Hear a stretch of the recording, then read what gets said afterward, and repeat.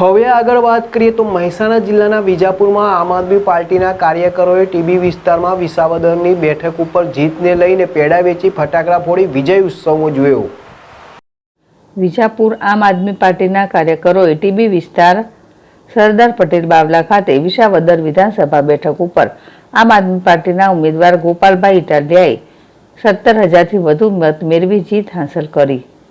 પાર્ટીના કાર્યકરોએ ફટાકડા ફોડી વિજય ઉત્સવ ઉજવ્યો હતો, જેમાં તાલુકા આમ આદમી પાર્ટીના કાર્યકરો, પાર્ટીના હોદ્દેદારો ટીબી હોસ્પિટલ આગળ એકઠા થયા હતા, જ્યાં ફટાકડા ફોડી તથા મીઠાઈ વહેંચી ભવ્ય જીતની વધામણી કરી હતી, જેમાં આમ આદમી પાર્ટી ગુજરાત પ્રદેશ સેક્રેટરી વિપુલભાઈ પટેલ ફલુવારા, પ્રકાશભાઈ ગોસ્વામી, મેહુલભાઈ પટેલ, મરનભાઈ પટેલ, સંદીપભાઈ પટેલ, કેશુભાઈ મકવાણા, જીતુભાઈ તથા અન્ય કાર્યકરો મોટી સંખ્યામાં ઉપસ્થિત રહ્યા હતા।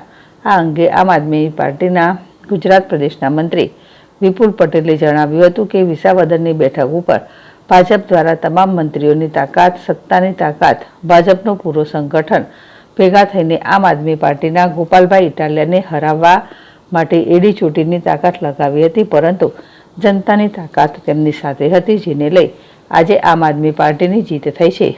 આ જીતને આમ આદમી પાર્ટીના કાર્યકરો વિજય ઉત્સવ તરીકે ઉજવવા માંગે છે। આ જીત આગામી દિવસોમાં નવા રાજકીય સમીકરણો લઈને આવશે, જેમાં આમ આદમી પાર્ટીમાં નવું જોમ ઉમેરાશે।